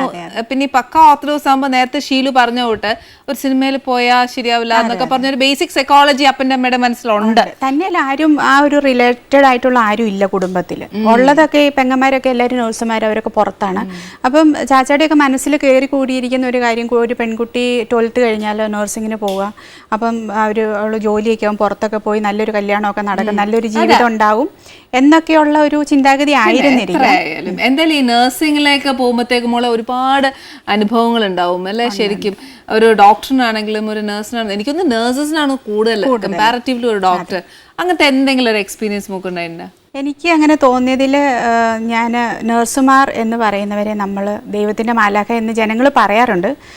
വെറുതെ വാക്കുകൾ കൊണ്ട് നമ്മൾ പറയാറുണ്ട്, ഒത്തിരി പേര് പറഞ്ഞു കേട്ടിട്ടുണ്ട്. പക്ഷെ അവരെ അങ്ങനെ തന്നെ കാണാറുണ്ടോ എന്ന് എനിക്ക് ഭയങ്കര സംശയമുണ്ട്. കാരണം എനിക്ക് തോന്നിയിട്ടുണ്ട്, അല്ല ജനങ്ങൾ അവരെ അംഗീകരിക്കുന്നില്ല, അല്ലെ അവർക്ക് കൊടുക്കേണ്ടതായിട്ടുള്ള ഒരു റെസ്പെക്റ്റ് കൊടുക്കുന്നില്ല, അല്ലെ അവർക്ക് കൊടുക്കേണ്ടതായിട്ടുള്ള പേയ്മെൻറ്റ് കൊടുക്കുന്നില്ല. അങ്ങനെയാണ് എനിക്ക് തോന്നിയിട്ടുള്ളത്. നഴ്സുമാരില്ലെങ്കിലൊന്ന് ഓർത്തു നോക്കിയേ, നമ്മുടെയൊക്കെ വീട്ടിൽ നമ്മളൊക്കെ എപ്പോഴെങ്കിലുമൊക്കെ ആശുപത്രിയിൽ പോയിട്ടുള്ളവരാണ്. ഡോക്ടർ മെഡിസിൻ എഴുതുന്നു, പക്ഷെ അത് ഇംപ്ലിമെൻറ്റ് ചെയ്യുന്ന ആരാ? നഴ്സുമാരാണ്. അല്ലെങ്കിൽ ഇപ്പോൾ ICUയിൽ, ഞാൻ ICUയിൽ വർക്ക് ചെയ്തിട്ടുള്ള ഒരു നേഴ്സാണ്. എനിക്ക് കൂടുതലും ഞാൻ ICU, സർജിക്കൽ ICU, അതായത് കാർഡിയാക് റിലേറ്റഡ് ഹാർട്ട് ഓപ്പറേഷൻസ് കഴിഞ്ഞ് കിടക്കുന്ന പേഷ്യൻസിനെയൊക്കെ കണ്ട് അത് ചെയ്തിട്ടുള്ള ഒരു വ്യക്തിയാണ്. അപ്പോൾ എനിക്ക് അവരുടെയൊക്കെ ഇമോഷണൽ, വൈകാരികമായിട്ടുള്ളൊരു തലം അത് കണ്ടവളാണ്. അപ്പോൾ എനിക്ക് തോന്നിയിട്ടുള്ള ഒരു കാര്യം, എത്രമാത്രം നമ്മൾ ഈ ജീവിതത്തിൽ ഇങ്ങനെ എന്ത് നേടിയാലും, അല്ലെ നമ്മളിപ്പം ഞാനിപ്പോൾ ഇവിടെ ഒരു സെലിബ്രിറ്റി ആണെന്ന് പറഞ്ഞിരിക്കുന്നു, അല്ലെങ്കിൽ നമ്മുടെയൊക്കെ എല്ലാ സന്തോഷങ്ങളും ദൈവം തന്നിട്ടുണ്ടെങ്കിലും സത്യത്തിൽ ഒന്നും അല്ല. നമ്മളിങ്ങനെ, ഞാൻ ഈ നേഴ്സായിട്ട് വർക്ക് ചെയ്തപ്പോൾ ഞാൻ കണ്ടതാണ് ജീവിത യാഥാർത്ഥ്യങ്ങൾ. ഇതുപോലെ ഇപ്പം ഒരു പേഷ്യൻ്റ് വെന്റിലേറ്ററിൽ കിടക്കുന്നു, അതിൻ്റെ പുറത്ത് ഏറ്റവും ഇപ്പോൾ ഞാനൊരു അമ്മയായതുകൊണ്ട് ഞാൻ പറയുകയാണ്, ഒരു കുട്ടി 1.5 വയസ്സുള്ളൊരു കുട്ടി ഹാർട്ട് ഓപ്പറേഷൻ കഴിഞ്ഞിട്ട് വെന്റിലേറ്ററിൽ കിടക്കുന്നു. ആ കുട്ടി വളരെ എന്താ പറയുക ജീവനുണ്ട്, പക്ഷേ കുട്ടി ഉറങ്ങി കിടക്കുകയാണ്. അതിൻ്റെ അമ്മയും അച്ഛനും ഒരേ ഒരു കുട്ടിയാണ്, അവരുടെ ഫസ്റ്റ് കുട്ടിയാണ്. ആ അമ്മയുടെ അച്ഛൻ്റെയും വേദന കണ്ട് ഞാൻ ആ കുട്ടിയെ അറ്റൻഡ് ചെയ്തത്, ആ കുട്ടി മരിക്കുന്നിടം വരെ ഞാൻ എപ്പോഴൊക്കെ ഡ്യൂട്ടി ചെയ്തിട്ടുണ്ടോ ആ കുട്ടി ഞാനായിരുന്നു ഹാൻഡിൽ ചെയ്തുകൊണ്ടിരുന്നത്. അപ്പം അത് കണ്ട് ആ ഒരു തലത്തിൽ കൂടെ പോയ എനിക്കറിയാം. അപ്പം ഞാനൊരു അമ്മയായി കഴിഞ്ഞപ്പോഴാണ് ഞാൻ പിന്നീട് ആലോചിച്ചത് പെയിൻ. അന്ന് എനിക്കറിയില്ല, അന്ന് എനിക്ക് ആ കുട്ടിയുടെ ആ ഒരു ലൈഫ്, അല്ല കുട്ടിയുടെ എന്താ പറയുക എത്ര നാൾ ജീവിക്കും എന്നുള്ളതൊക്കെ, അതെ അത്രയേ ഉള്ളൂ. എങ്കിൽ കൂടി ആ അമ്മയും അച്ഛനും വന്നിരുന്നിട്ട് കുട്ടി ഇങ്ങനെ തടവി കുഞ്ഞി കൈയും കുഞ്ഞി കാലുകളൊക്കെ ഇങ്ങനെ. പക്ഷേ പിന്നീട് ആ കുട്ടി 1-2 ആഴ്ചയ്ക്കുള്ളിൽ കുട്ടിക്ക് ബ്രെയിൻ ഡെത്ത് സംഭവിച്ചു. അപ്പോൾ ബ്രെയിൻ ഡെത്ത് സംഭവിച്ചെങ്കിൽ കുട്ടിയുടെ ബാക്കി ഓർഗൻസ് എല്ലാം വർക്ക് ചെയ്യുന്നുണ്ടായിരുന്നു, വളരെ പെർഫെക്റ്റ് ആയിരുന്നു. ഓൺലി ബ്രെയിൻ ഡെത്ത്, ബട്ട് ഹാർട്ടും എല്ലാം, ലങ്സ്, കിഡ്നീസ് എല്ലാം ഓക്കെ ആയിരുന്നു. അപ്പം അങ്ങനെ ഒരു കുട്ടി പിന്നീട് അത് മരണത്തിലേക്ക് പോകും. അതെ. അപ്പോൾ അതൊരു ഓമനത്തുള്ളൊരു കുഞ്ഞ്. ഞാനതിനെ ഇങ്ങനെ നോക്കി കയ്യിലിങ്ങനെ വെച്ചു. പക്ഷേ ആ കുട്ടി മരിക്കണ സമയത്ത് എനിക്ക് എന്നാ പറയുക, ഞാൻ കരഞ്ഞു പോയൊരു, എനിക്കത് ഓർക്കുമ്പോൾ തന്നെ എനിക്ക് സത്യത്തിൽ കരഞ്ഞു പോയൊരു ദിവസമായിരുന്നു അത്. കാരണം ഇപ്പോഴും ആ കുട്ടി എൻ്റെ മനസ്സിൽ നിൽക്കും. കാര്യം നമ്മൾ അത്രയും അതിനെ ശുശ്രൂഷിച്ചതല്ലേ, അതെങ്ങനെയും ഒന്ന് രക്ഷപ്പെടണം, ജീവിതത്തിലേക്ക് തിരിച്ചു വരണം, നമുക്കൊരു ചെറിയൊരു പ്രതീക്ഷ എവിടെയെങ്കിലും കാണും അല്ലേ. അപ്പോൾ അതുകൊണ്ട് എനിക്ക് തോന്നുന്നു, ഞാൻ വളരെ കുറച്ച് വർഷങ്ങൾ മാത്രമാണ് ഇതൊക്കെ കണ്ടിട്ടുള്ളത്. എങ്കിൽ കൂടി എനിക്ക് ഇപ്പോഴും ആ ഒരു എക്സ്പീരിയൻസ് എൻ്റെ ഉള്ളിൽ ഉള്ളത് കൊണ്ട് ഇപ്പോഴും ഞാൻ ലൈഫിൽ അതുകൊണ്ട് ഒരു പരിധിയിൽ കവിഞ്ഞ് ഒന്നിലും സന്തോഷം കണ്ടെത്താറില്ല. ജീവിതം ഇത്രയൊക്കെ ഉള്ളൂ, അത് any time anything can happen, ആർക്ക് വേണമെങ്കിലും എന്ത് സംഭവിക്കാം എന്നുള്ള ഒരു ചിന്താഗതി എപ്പോഴും എൻ്റെ മനസ്സിലുണ്ടാവും. ഞാൻ എൻ്റെ മക്കളോട് പറയാറുണ്ട്, ഇപ്പോഴത്തെ ന്യൂ ജനറേഷൻ കുട്ടികൾ ഭക്ഷണത്തിനൊന്നും ഒരു വാല്യൂ ഇല്ല, എന്തുണ്ടാക്കി കൊടുത്താലും അത് വേണ്ട ഇത് വേണ്ട, തോണ്ടി വെച്ച് കളയുന്നു. ഞാനപ്പോൾ ആലോചിച്ചിട്ടുണ്ട്, ഈശ്വര, ഞാൻ അനുഭവിച്ചിട്ടുണ്ട് ചില സമയത്ത് ഭക്ഷണം വിശന്നിട്ട്, ചിലപ്പോൾ ഞാൻ പുറത്തൊക്കെ വർക്ക് ചെയ്യുന്ന സമയത്ത് ചിലപ്പം നൈറ്റ് ഡ്യൂട്ടിയൊക്കെ ചെയ്തിട്ട് ലേറ്റ് ആവും ചിലപ്പോൾ വരാം. ഹോസ്റ്റലിൽ വരുമ്പോൾ ഫുഡ് തീർന്നിട്ടുണ്ടാവും. ഞാൻ ആലോചിച്ചിട്ടുണ്ട്, ഈശ്വര, എന്തെങ്കിലും ഒരു ഇച്ചിരി കിട്ടിയിരുന്നെങ്കിൽ എന്ന് ആഗ്രഹിച്ചിട്ടുണ്ട്. അപ്പം ആ ഒരു അവസ്ഥയിൽ കൂടി കടന്നു പോയത് കൊണ്ടായിരിക്കാം എനിക്ക് ഭക്ഷണം എന്ന് പറയുന്നത് ഞാൻ ഭയങ്കര റെസ്പെക്റ്റ് ചെയ്യും. ഒട്ടും വേസ്റ്റ് ആകരുതെന്ന് ഞാൻ മക്കളെ പറഞ്ഞു പഠിപ്പിക്കും. ഞാൻ പറയും, നിങ്ങൾ വഴിയിൽ നോക്ക്, ഒരു നേരത്തെ ആഹാരത്തിനായിട്ട്. അല്ലെങ്കിൽ ഞാൻ കുട്ടികളെ അങ്ങനത്തെ ഫോട്ടോസൊക്കെ കാണിച്ചു കൊടുക്കാറുണ്ട് ഭക്ഷണത്തിന് വേണ്ടിയിട്ട്. അവരത് അറിഞ്ഞ് വളരണം. അതല്ലെന്നുണ്ടെങ്കിലുണ്ടല്ലോ ലോകം എവിടെ ചെന്ന് അവസാനിക്കും എന്നുള്ളതിന് അറിയത്തില്ല. മോളെ, അപ്പൊ ഈ കോളേജ് ടൈംസിലൊക്കെ ഇപ്പം മോള് സിനിമ ഇഷ്ടമായിരുന്നു ഉള്ളില്, അപ്പൊ ആ സമയത്തൊക്കെ ഈ ഡാൻസ് അല്ലെങ്കിൽ സ്കിറ്റ്സ് ഒക്കെ പെർഫോം ചെയ്യും, കോളേജിലൊക്കെ ഭയങ്കര അടിച്ചുപൊളി അങ്ങനെയൊക്കെ ആയിരുന്നു? ഞാൻ ഭയങ്കര കലാകാരിയായിരുന്നു. എന്തൊക്കെ അവിടെ ഉണ്ടോ എല്ലാത്തിലും പെർഫോം ചെയ്യും. ഫോക്ക് ഡാൻസ്, ക്ലാസിക്കൽ ഡാൻസ്, ഞാൻ ഡാൻസ് പഠിച്ചിട്ടുണ്ട്. ഇപ്പോഴും പഠിച്ചുകൊണ്ടിരിക്കുന്നു. ഇപ്പം ഞാൻ ഇൻസ്റ്റിറ്റ്യൂട്ടിൽ ഞാൻ ഭരതനാട്യം പഠിച്ചിട്ടുണ്ടെങ്കിലും ഒരു ടീച്ചറുടെ അണ്ടറിൽ ഫുള്ള് എൻ്റെ മാസ്റ്റർ ഡിഗ്രി വരെ എടുക്കണം എന്നായിരുന്നു എൻ്റെ ആഗ്രഹം. അതൊന്നും എടുക്കാൻ പറ്റിയിട്ടില്ല. പഠിച്ചിട്ടുണ്ട്, പല പല ആൾക്കാരുടെ അണ്ടറിൽ വർഷങ്ങൾ പഠിച്ചിട്ടുണ്ട്. പക്ഷേ അതും കൊണ്ട് ഞാനിപ്പോൾ ഒരു മാസ്റ്റർ ഡിഗ്രി എൻ്റെ കയ്യിലുണ്ട്, എൻ്റെ ഈ സർട്ടിഫിക്കറ്റ് ഉണ്ടെന്ന് പറഞ്ഞ് കാണിക്കാൻ എൻ്റെ കയ്യിലില്ല. പക്ഷേ ഞാൻ ഒത്തിരി ഐറ്റംസ് പെർഫോം ചെയ്തിട്ടുണ്ട്. ഈവൻ ഹൈദരാബാദിൽ ഞാൻ നഴ്സിങ്ങിന് പോയപ്പോൾ എനിക്ക് സ്റ്റേറ്റ് ലെവലിൽ 3 പ്രാവശ്യം ക്ലാസിക്കൽ ഡാൻസിന് ഫസ്റ്റ് ഉണ്ടായിരുന്നു. അങ്ങനെ എന്ന് പറഞ്ഞാൽ സ്കൂളിലും കോളേജിലും എല്ലാം എന്തെല്ലാം ഉണ്ടോ അതിലെല്ലാം ഞാൻ പങ്കെടുത്തിട്ടുണ്ട്. അപ്പൊ ഇങ്ങനെ സ്മാർട്ടായിട്ട് നടന്നപ്പോഴൊക്കെ അപ്പച്ചന് ഭയങ്കര ഇഷ്ടമായിരുന്നു. അന്നേരം ഡാൻസിനെ അത്ര അധികം സപ്പോർട്ട് ചെയ്തിട്ടില്ല. അത് അമ്മച്ചിയാണ് അതെല്ലാം പ്രോത്സാഹിപ്പിച്ച് ഇങ്ങനെ ഒരു നർത്തകിയൊക്കെ ആക്കിയതിന് പിന്നിൽ അമ്മച്ചി തന്നെയാണ്. അപ്പൊ അതുകൊണ്ട് എന്ത് പറ്റി, ഇപ്പം ഞാൻ എലിമെന്ററി ഡിപ്ലോമ ഞാൻ ഇൻസ്റ്റിറ്റ്യൂട്ടിൽ മുംബൈയിൽ ചെയ്തുകൊണ്ടിരിക്കുകയാണ്. അപ്പോൾ എനിക്ക് അതിൻ്റെ സർട്ടിഫിക്കറ്റ് വേണം. അപ്പോൾ എനിക്ക് അത് ടോട്ടൽ 8 വർഷത്തെ കോഴ്സാണ്. അപ്പോൾ ഞാൻ 3 വർഷമായി ഇപ്പോൾ ചെയ്തു. ഇപ്പം ഞാൻ ഇനിയിപ്പം 4th year and 5th year exam ഈ വർഷം ഞാൻ ഒന്നിച്ചെഴുതും. പിന്നീട് 2-3 വർഷം കഴിയുമ്പോൾ മാസ്റ്റർ ഡിഗ്രി. അപ്പോൾ എനിക്കിതെല്ലാം എളുപ്പമാണ്. കാരണം അടവുകളൊക്കെ ഞാൻ മറന്നുപോയതൊക്കെ ആണെങ്കിലും എനിക്ക് പെട്ടെന്ന് റിവൈസ് ചെയ്യാൻ പറ്റുന്നുണ്ട്. അതെ, അപ്പോൾ അങ്ങനെ ചെയ്തുകൊണ്ടിരിക്കുന്നു. ഓക്കെ. ഇപ്പം ഒരു കാര്യമുണ്ട്, ഇപ്പം ചെയ്ത പടങ്ങളെല്ലാം 3 സൂപ്പർ സ്റ്റാർസിനൂടെയാണ് ചെയ്തത്. ഒന്ന് ലാൽ സാറ്, ഒന്ന് മമ്മൂക്ക, പിന്നെ അന്നേരം ജയറാമേട്ടൻ അല്ലേ? ആ എക്സ്പീരിയൻസ് എന്ന് പറഞ്ഞേ 3 പേരുടെയും. ആ എക്സ്പീരിയൻസ് ഇപ്പോൾ ഇതുപോലെ അനുചേച്ചിയുടെ അടുത്ത് വന്നിരിക്കുമ്പോൾ എന്താ തോന്നണേ, ആ ഒരു സന്തോഷം തന്നെയാണ്. എന്ന് പറഞ്ഞാൽ ഞാൻ ആദ്യം അഭിനയിക്കുന്ന മമ്മൂക്കയുടെ കൂടെ ഞാൻ മംഗ്ലീഷ് എന്ന് പറഞ്ഞ സിനിമയിൽ ആദ്യം മമ്മൂക്കയുടെ കൂടാണ് അഭിനയിക്കുന്നത്. ചെറിയ വേഷമായിരുന്നെങ്കിൽ കൂടി മമ്മൂക്കയുടെ കൂടെ കുറച്ച് സീനുകളൊക്കെ ഉണ്ടായിരുന്നു. ഭയങ്കര പേടിയായിരുന്നു എനിക്ക്. എല്ലാവർക്കും ഉള്ളതാട്ടോ, ഇപ്പോഴത്തെ എനിക്കും ഉണ്ടായിരുന്നു ആദ്യമേ. എന്നിട്ട് ഞാനിങ്ങനെ മമ്മൂക്ക ഇങ്ങനെ ഇറങ്ങി ഇങ്ങനെ എന്നാ പറയുക, ഒരു രാജാവ് വരുന്നത് പോലെ ഇങ്ങനെ വരുമ്പോൾ ഞാനിങ്ങനെ അന്തം വിട്ട് നോക്കി നിൽക്കുമായിരുന്നു. പക്ഷെ എനിക്ക് അടുത്തേക്ക് അടുക്കാനും മിണ്ടാനൊക്കെ ഒരു ഭയങ്കര പേടി. പക്ഷെ ആ ഒരു സിനിമയിൽ ഞാൻ മമ്മൂക്കയോട് മിണ്ടിയിട്ടുണ്ടോ എന്ന് ചോദിച്ചാൽ ഉണ്ടാവില്ല. കാരണം ദൂരെ നിന്ന് നോക്കി കണ്ടിട്ടുണ്ട്, അല്ലെങ്കിൽ ഡയലോഗൊക്കെ പറഞ്ഞിട്ട് പേടിച്ചിറങ്ങി പോയിട്ടുള്ളതല്ലാതെ. പിന്നീട് പുതിയ നിയമം ചെയ്തപ്പോഴാണ് മമ്മൂക്ക എന്ന് പറയുന്ന വ്യക്തി ഈ കാണുന്ന ആ ഒരു നമുക്ക് തോന്നുന്ന ഒരു പേടിയുണ്ടല്ലോ, അത് നമ്മൾക്ക് എനിക്ക് തോന്നുന്നത് അതൊരു വ്യക്തിത്വത്തിന്റെ ആ ഒരു വ്യത്യാസങ്ങളാണ്. അതെ, ആ പേഴ്സണാലിറ്റിയാണത്. പക്ഷെ അദ്ദേഹത്തിന്റെ ഉള്ളില് അതെ ഒരു പാവമായിട്ടുള്ള ഒരു നല്ലൊരു മനുഷ്യനാണ്. അതെ, എന്നെനിക്ക് പുതിയ നിയമം ചെയ്തപ്പോഴാണ് മനസ്സിലായത്. ഞാനിപ്പോ ചോദിക്കാൻ വരുമായിരുന്നു എന്താണെന്നറിയോ, ആ ഒരു ഫസ്റ്റ് മൂവി ചെയ്ത് കഴിയുമ്പോഴത്തേക്ക് നമുക്ക് ആ ഒരു എക്സ്പീരിയൻസ് മാറി കിട്ടിയില്ലേന്ന് ഞാൻ ചോദിക്കാം. കാര്യം ആദ്യമൊക്കെ എനിക്കും ഭയങ്കര പേടിയായിരുന്നു ഷീലു. അത് കഴിഞ്ഞ് പിന്നെ ഉണ്ടല്ലോ, നമ്മൾ ഓരോ സീൻ വർക്ക് ചെയ്യുമ്പോഴും അദ്ദേഹത്തിന്റെ ഒരു കോൺട്രിബ്യൂഷൻ ടുവേഴ്സ് സീൻ ഉണ്ടല്ലോ, നമ്മളെ അങ്ങ് ലൈറ്റ് ആക്കി കളയും. ബിക്കോസ് അദ്ദേഹത്തിന് തന്നെ അറിയാം ഒരു ന്യൂ കമ്മർ ആയിരുന്നു. അന്നേരം ഇത്രയും വലിയൊരു ലെജൻഡിന്റെ മുമ്പിൽ വർക്ക് ചെയ്യുമ്പോൾ നമുക്ക് നാച്ചുറൽ ഒരു പേടി വരികയല്ലേ, നാച്ചുറൽ. അപ്പൊ പക്ഷെ അത് ആ സൈക്കോളജി അദ്ദേഹത്തിന് മനസ്സിലാവും. എന്നിട്ടാണ് നമ്മളെ ലൈറ്റ് ആക്കി തരുന്നത്. സത്യം, എന്റെ ഫിലിമിൽ അദ്ദേഹം അങ്ങനെ കേട്ടോ ഫുൾ സപ്പോർട്ട്. അപ്പൊ പിന്നെ നെക്സ്റ്റ് മൂവി എടുക്കേണ്ടി വന്നേ. ആദ്യത്തെ സിനിമയിൽ എന്ന് പറയുമ്പോൾ ഞാനൊരു ചെറിയൊരു വേഷമാണ്. ചെറിയ വേഷം തന്നെ 5-8 സീനുകളുണ്ട്. ഞാൻ ടിനി ടോം ചേട്ടന്റെ പേരായിട്ടാണ് അതിൽ അഭിനയിച്ചത്. അപ്പൊ അതിനകത്ത് അത്രയ്ക്ക് അങ്ങോട്ട് ഇൻവോൾവ് ചെയ്യേണ്ടതായിട്ടുള്ള ഇതൊന്നും ഉണ്ടായിരുന്നില്ല.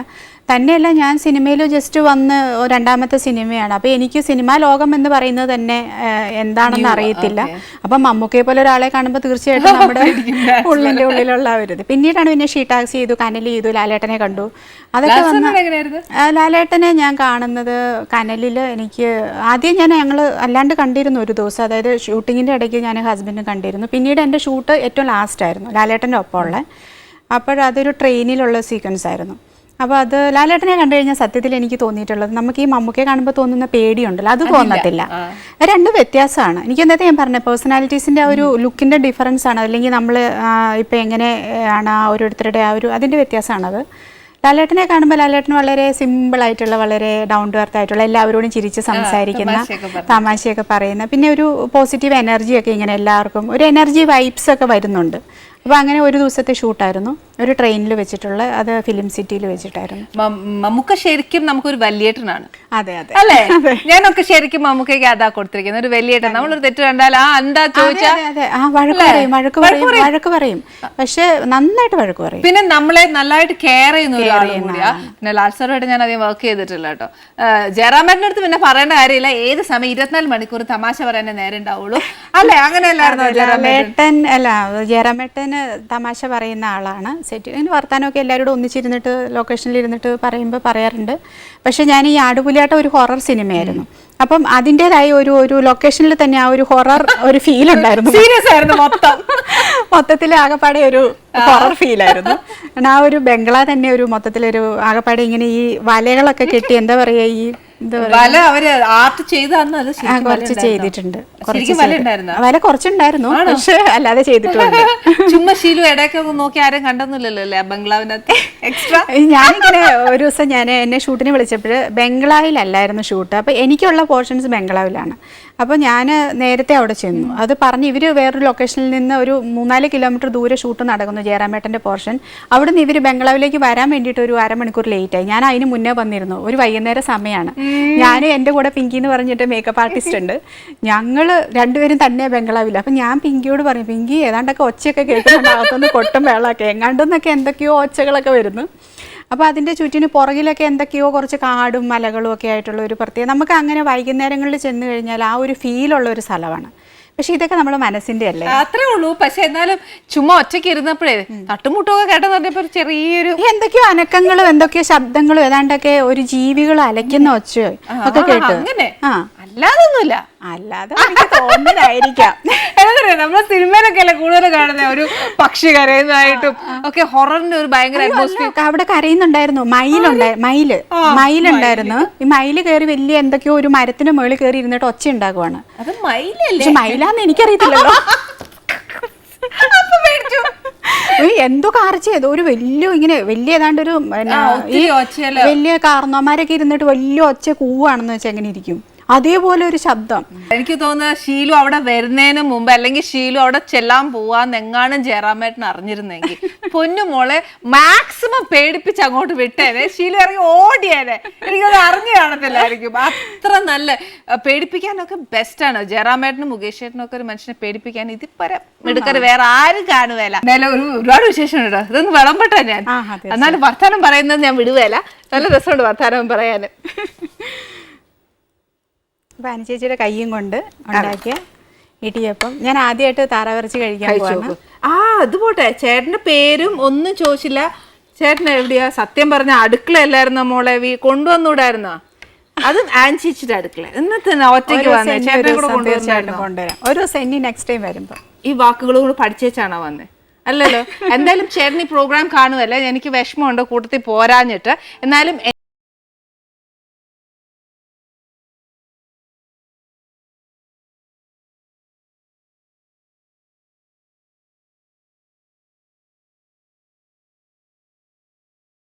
എബ്രഹാം മാത്യു, വീട്ടില് ബാബു എന്ന് വിളിക്കും.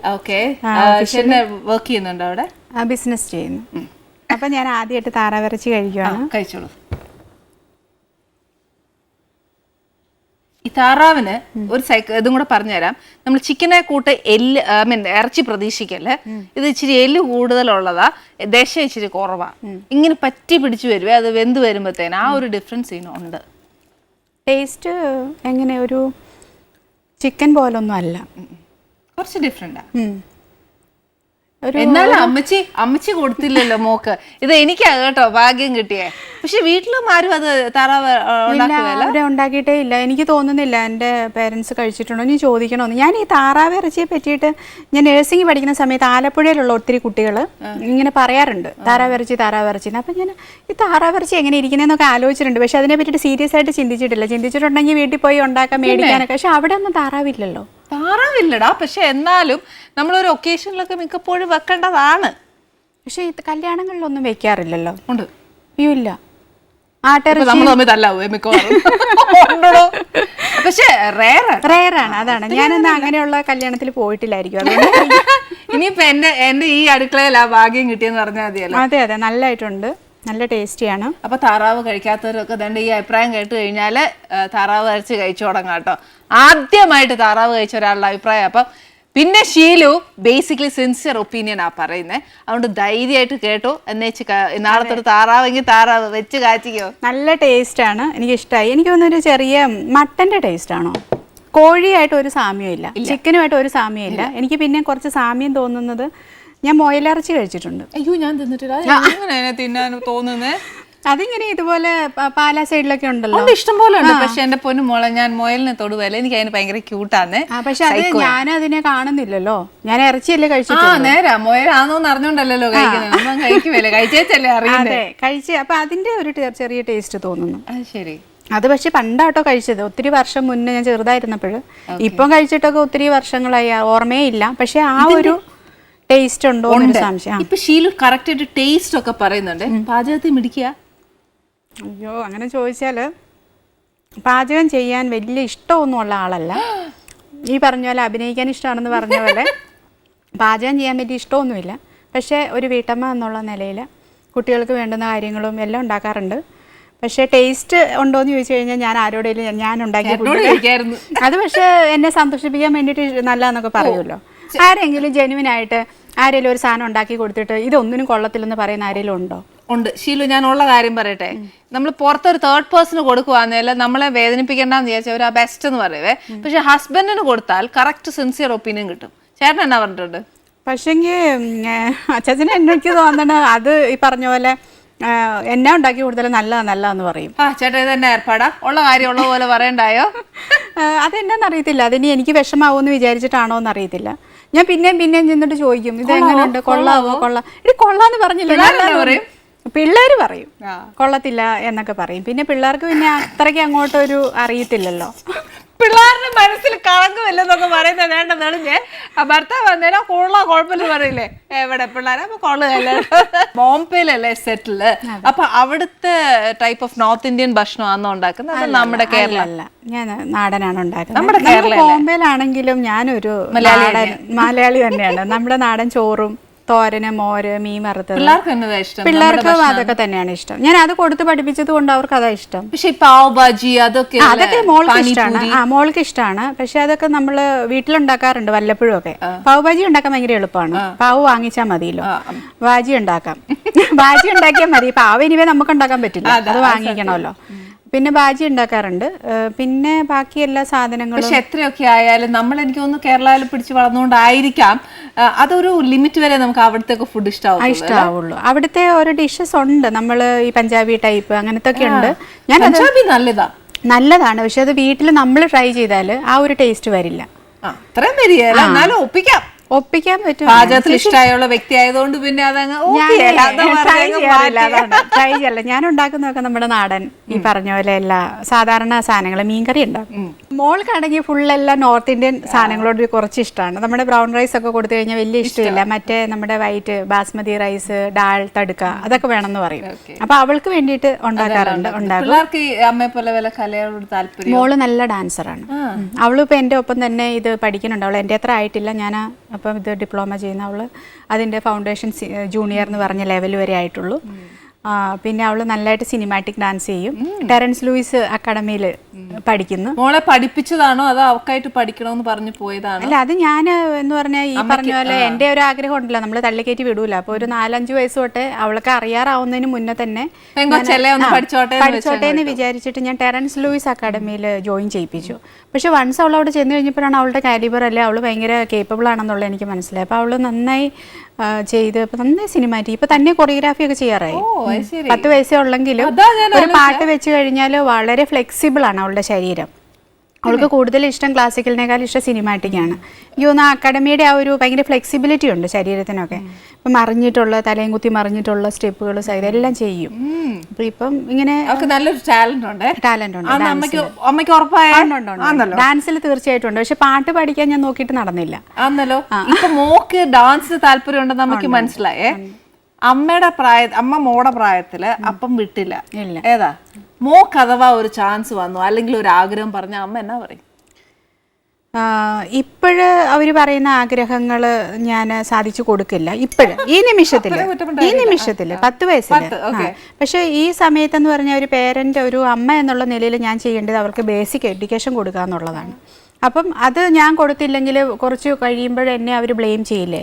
പഠിക്കേണ്ട സമയത്ത് അമ്മ എന്നെ ഡാൻസ് കളിപ്പിക്കാനും അഭിനയിപ്പിക്കാനും വിട്ടു, എന്നിട്ട് എനിക്ക് എഴുതാനും വായിക്കാനും പോലും അറിയില്ല എന്ന് പറഞ്ഞു കഴിഞ്ഞാൽ അപ്പം ഇപ്പം എൻ്റെ ജോലി എന്ന് പറയുന്നത് ബേസിക് എഡ്യൂക്കേഷൻ കൊടുക്കുക എന്നുള്ളതാണ്. അതുകൊണ്ട് ഞാൻ ഒന്നിലും ഞാൻ അവളെ തിരിപ്പിച്ച് വിടുന്നില്ല, അത് കൊടുത്തുകൊണ്ടിരിക്കുന്നു. അപ്പോൾ അവൾ at least 10th 12th basic education കഴിഞ്ഞതിന് ശേഷം അവൾ പറയുവാണ്, അവൾ ഇപ്പോഴും പറയുന്നുണ്ട് എനിക്ക് കൊറിയോഗ്രാഫർ ആകണം. നീ ഫ്യൂച്ചറിൽ നീ എന്താവും, നീ ഡോക്ടറാണോ, നിനക്ക് എന്താ, നമ്മുടെ ആഗ്രഹങ്ങൾ അതൊക്കെയാണല്ലോ, എന്താ വലിയ വലിയ കാര്യങ്ങളൊക്കെ അല്ലേ നമ്മൾ കയറി പിടിക്കുള്ളൂ, അതാവണോ? അപ്പോൾ എനിക്കതൊന്നും ആവണ്ട, എനിക്ക് കൊറിയോഗ്രാഫർ ആയാൽ മതി. അതാണ് അവൾ ഇപ്പോഴേ പറയുന്നത്. അപ്പം ഞാൻ പറഞ്ഞു ഓക്കെ, നീ 12th വരെ നിന്റെ ബേസിക് എഡ്യൂക്കേഷൻ കഴിയട്ടെ, അപ്പം നീ നിനക്ക് കൊറിയോഗ്രാഫർ ആവണോ, നീ എന്താവണം നീ ആയിക്കോ. പക്ഷെ അതാണ് എൻ്റെ ഒരു ഫോഴ്സ് ചെയ്യത്തില്ല. കാരണം എനിക്ക് തോന്നുന്നു എനിക്ക് എൻ്റെ ഉള്ളിൽ ആ ഒരു ഇത് കിടപ്പുണ്ട്, എന്നെ വിട്ടില്ല, അല്ലെ എൻ്റെ ഇഷ്ടത്തിനനുസരിച്ച് ഞാൻ പഠിച്ചില്ല എന്നുള്ള ഒരു ഇതുണ്ട്. അപ്പം അത് എനിക്ക് തോന്നിയിട്ടുണ്ട്, കുട്ടികൾ അവരുടെ ഇഷ്ടത്തിനനുസരിച്ച് പോട്ടെ, അതല്ലേ ഏറ്റവും നല്ലത്. അതെ, അവരൊരിക്കലും ഒന്നിലും ഫോഴ്സ് ചെയ്യേണ്ടത്. അവർ അല്ലെങ്കിൽ നമ്മളുണ്ടല്ലോ ഒരു കാര്യത്തിൽ ഫോഴ്സ് ചെയ്ത് കഴിഞ്ഞാൽ പിന്നെ അവരതിന് നന്നാവുകയില്ല. മറ്റത് അവർക്ക് ഇഷ്ടമുള്ള ഒരു എയിമിലേക്ക് എത്താൻ ഒരു ഉള്ളിൽ ആഗ്രഹം ഉണ്ടെങ്കിൽ പ്രപഞ്ചവും കൂടെ കൂടുതൽ അല്ലേ, അപ്പൊ നമ്മളും കൂടെ കൂടുതൽ സപ്പോർട്ട് ചെയ്ത്. പിന്നെ എനിക്ക് ഞാനെന്ന വ്യക്തിയെ സംബന്ധിച്ചോളം എനിക്ക് തോന്നുന്നു ഞാൻ ഇതുപോലെ ഈ വൈകാരികമായിട്ടുള്ള കാര്യങ്ങളൊക്കെ ഒത്തിരി ആൾക്കാരുടെ ഇമോഷണൽ സെന്റിമെന്റ്സ് ഒക്കെ കണ്ടിട്ടുള്ളത് കൊണ്ടാവാം എൻ്റെ അടുത്ത് ഇപ്പോൾ അത് എൻ്റെ വീട്ടിൽ നിൽക്കുന്ന കുട്ടിയാണെങ്കിൽ കൂടി, അല്ലെ എൻ്റെ മക്കളായിക്കോട്ടെ, ആരും ആയിക്കോട്ടെ, പേരൻസ് ആയിക്കോട്ടെ, ഫ്രണ്ട്സ് ആയിക്കോട്ടെ, അവരെന്തെങ്കിലും ഒരു കാര്യം അവർ ആഗ്രഹിച്ച് എന്നോട് പറയുന്നു, അല്ലെങ്കിൽ അവരുടെ ഒരു വിഷമങ്ങൾ എന്നോട് ഷെയർ ചെയ്യുമ്പം അത് നമ്മളായിട്ട് അതിന് കൂടെ സാധിച്ചു കൊടുത്തില്ലെങ്കിൽ എൻ്റെ ഉള്ളിൻ്റെ ഉള്ളൊരു വിഷമം, അവരുടെ മനസ്സ് വിഷമിക്കുന്നുണ്ടല്ലോ എന്നുള്ളൊരു ഫീൽ, അത് നമ്മുടെ ഒരു റിഗ്രറ്റ് ഉണ്ട്. കുട്ടികളുടെ കാര്യത്തിലാണെങ്കിലും അതെ, ഈ പറഞ്ഞ പോലെ ഉണ്ടാക്കാൻ പറ്റാത്ത ഈ ഭക്ഷണത്തിൻ്റെ കാര്യത്തിൽ ചില ഉണ്ടാക്കാൻ അറിയില്ലാത്ത സാധനമൊക്കെ കഴിക്കണം ഉണ്ടാക്കി താന്ന് പറയുമ്പോൾ ഞാൻ ഇല്ലായിരിക്കും അവിടെ എങ്ങനെ ഇരിക്കും എന്ന് പറഞ്ഞ് ഞാൻ ദേഷ്യപ്പെട്ടിട്ട് ഇച്ചിരി കഴിയുമ്പോൾ വിചാരിക്കും ഈശ്വര അതെ അത് ഉണ്ടാക്കി കൊടുത്തില്ലല്ലോ എന്ന് വിചാരിച്ചിട്ട് എവിടെയെങ്കിലുമൊക്കെ തപ്പി യൂട്യൂബ് എവിടെയെങ്കിലുമൊക്കെ റെസിപ്പിയൊക്കെ എടുത്തിട്ട് ഞാൻ അങ്ങനെ ഉണ്ടാക്കി കൊടുത്തിട്ടുണ്ട്. അപ്പോൾ അതായത് നമ്മുടെ ഒരു സാറ്റിസ്ഫാക്ഷന് വേണ്ടിയിട്ട് നമ്മളത് ചെയ്യുന്നു. അപ്പോൾ അതുപോലാണ് നമ്മൾ കുട്ടികളുടെ കാര്യം വരുമ്പോഴും അവർ എന്താഗ്രഹിക്കുന്നു അത് നടത്തി കൊടുത്തില്ലെങ്കിൽ പിന്നെ നമ്മൾക്ക് എന്താ പിന്നെ ഒരു ഇതുള്ളത്. പുതിയ പ്രോജക്റ്റ് പുതിയ ഇപ്പോൾ അടുത്തയാഴ്ച ഷൂട്ട് തുടങ്ങാൻ പോകുന്നത് സീബ്ര വരകൾ, സജിൻ ലാൽ ഡയറക്റ്റ് ചെയ്യുന്ന എഫ് ഷംനാഥ് നിർമ്മിക്കുന്ന പടമാണ്. അതൊരു ഫീമെയിൽ ഓറിയൻറ്റഡ് സബ്ജക്റ്റ്. ഞാൻ മേഘന രാജ, അൻസിബ ഹസൻ, ഞങ്ങൾ 3 പേരാണ് ഫീമെയിൽ ഓറിയൻറ്റഡ് ആണ്. അത് 19-ാം തീയതി ഷൂട്ട് തുടങ്ങും പാലക്കാട് ലൊക്കേഷൻ. എനിക്ക് 20 ദിവസത്തെ ഡേറ്റ്. പിള്ളേര് അത് കണ്ടിന്യൂസ് 20 ദിവസം അല്ല, ഒരു 10 ദിവസം ഫസ്റ്റ് പറഞ്ഞിട്ടുണ്ട് കണ്ടിന്യൂസ് അല്ല അങ്ങനെ. അപ്പം ഹസ്ബൻഡ് ഭയങ്കര സപ്പോർട്ടീവ് ആണെന്ന് ഞാൻ പറഞ്ഞല്ലോ. അവർക്ക് ഞാനല്ലെങ്കിൽ ഹസ്ബൻഡ് ഞങ്ങളിൽ ഒരാൾ വേണം, അതില്ലാതെ പറ്റില്ല. പക്ഷെ മോന് ഭയങ്കര അറ്റാച്ച്ഡ് ആണ് എന്നോട്, മോൾക്ക് പപ്പ മതി. അപ്പോൾ ഞാൻ ഇല്ലാണ്ട് വരുമ്പോൾ അവന് വിഷമമുണ്ട്. പക്ഷേ എന്നാലും ഞാൻ ഒരു ദിവസം ഗ്യാപ്പ് കിട്ടിയാലും ഞാൻ പോയി വരും, അല്ലെ ചിലപ്പോൾ അവനെ ലൊക്കേഷനിലേക്ക് കൊണ്ടുവരാറുണ്ട്, അങ്ങനെയൊക്കെ ചെയ്തിട്ടുണ്ട്. പക്ഷേ ഇപ്രാവശ്യം എൻ്റെ ഒരു എന്നാ പറയുക ഒരു ഭാഗ്യം എന്ന് പറയുന്നത് ദീപാവലി വെക്കേഷൻ തുടങ്ങുകയാണ് അവിടെ 20-ാം തീയതി തൊട്ടിട്ട്. അപ്പം ഞങ്ങൾ ഓൾറെഡി കുട്ടികളെയും കൂടെ നാട്ടിലേക്ക് കൊണ്ടുവരുവാണ്. അപ്പം എനിക്ക് ആ ഒരു പ്രശ്നമില്ല, ഹാപ്പിയാണ്. ഈ പറഞ്ഞ പോലെ നമ്മുടെ ഇഷ്ടങ്ങൾ നടക്കണമെങ്കിൽ കുറച്ച് കാര്യങ്ങൾ നമ്മൾ സാക്രിഫൈസ് ചെയ്യണം. അതല്ലെന്നുണ്ടെങ്കിൽ നമുക്ക് പറ്റില്ല. നമ്മളപ്പം അമ്മയായിട്ട് തന്നെ വീട്ടിൽ തന്നെ ഇരിക്കേണ്ടി വരും. അപ്പം അങ്ങനെ ഒരു ഹസ്ബൻഡിൻ്റെയും കൂടെ ഒരു സപ്പോർട്ടിൽ ഇങ്ങനെ അഡ്ജസ്റ്റ് ചെയ്തിട്ട് പോകുന്നു. എന്തായാലും അതിൽ 100% ഞാൻ ഷീൽവായിട്ട് അംഗീകരിക്കുവാണ്. കാര്യം എന്നാന്നോ, നമുക്ക് കല്യാണം കഴിഞ്ഞ് കഴിഞ്ഞാൽ നമ്മൾ ഏതൊരു സാധനം ചെയ്യണമെന്നുണ്ടെങ്കിലും ഹസ്ബൻഡിന്റെ ഫുൾ സപ്പോർട്ട് ഉണ്ടെങ്കിൽ നമ്മൾ ഭയങ്കര പോസിറ്റീവ് ആയിരിക്കും, പ്ലസന്റ് ആയിരിക്കും, ഭയങ്കര എനർജറ്റിക് ആയിരിക്കും, അല്ലേ? അതിൽ ശരിക്കും മോളെ ഭയങ്കര ഭാഗ്യമുണ്ട് ചേട്ടനെ കിട്ടിയതിൽ. ചേട്ടന് ഒരു special thanks and my hearty congrats. എന്താന്ന് വെച്ചാൽ ഷീലുവിനെ ഇത്രയും സപ്പോർട്ട് ചെയ്യുന്നില്ലേ. ഇന്നത്തെ കാലത്ത് അങ്ങനെയാ വേണ്ടേ. പിന്നെ ഞാനിത് പറയാൻ കാര്യം എന്റെ ഏട്ടൻ എന്നെ അതുപോലെ സപ്പോർട്ട് ചെയ്യുന്നുണ്ട്. അതറിയാലോ, കാണുമ്പോ തന്നെ അറിയാം. അങ്ങനെയല്ല, എന്നാലും ഞാൻ എന്താ അറിയാം മോളെ, എന്റെ ഈ അടുക്കളയിൽ വന്ന് എന്നോട് ഒത്തിരി ഫ്രാങ്ക് ആയിട്ട്, ഒത്തിരി ഓപ്പൺ ആയിട്ട് ലൈഫിൽ ഒരുപാട് എക്സ്പീരിയൻസ് ഒക്കെ പറഞ്ഞപ്പോണ്ടല്ലോ, എനിക്ക് ആ ലൈഫിന്റെ വാല്യൂ തന്നെ ഒത്തിരി മനസ്സിലാക്കുന്നു. So thankful and special thanks to you. Okay, അപ്പോൾ എന്നെ ഇതിൽ എന്താ പറയുക, ഇങ്ങനെ ഒരു താറാവ് ഒരു ഇടിയപ്പം ഞാൻ ആദ്യമായിട്ട് എന്താ പറയുക താറാവ് ഇറച്ചി കഴിക്കുകയാണ്. അത് ആനി ചേച്ചിയുടെ കൈ കൊണ്ടുണ്ടാക്കിയ സ്പെഷ്യൽ താറാവ്. അപ്പോൾ ഇത് എൻ്റെ ജീവിതത്തിലെ ഏറ്റവും വലിയൊരു റിമെമ്പറൻസ് ആയിരിക്കും. ഭയങ്കര ടേസ്റ്റിയാണ്. അപ്പോൾ എല്ലാവരും ഉണ്ടാക്കി, അല്ലേ, എല്ലാവരും വീട്ടമ്മമാരൊക്കെ ഉണ്ടാക്കി കഴിക്കണം.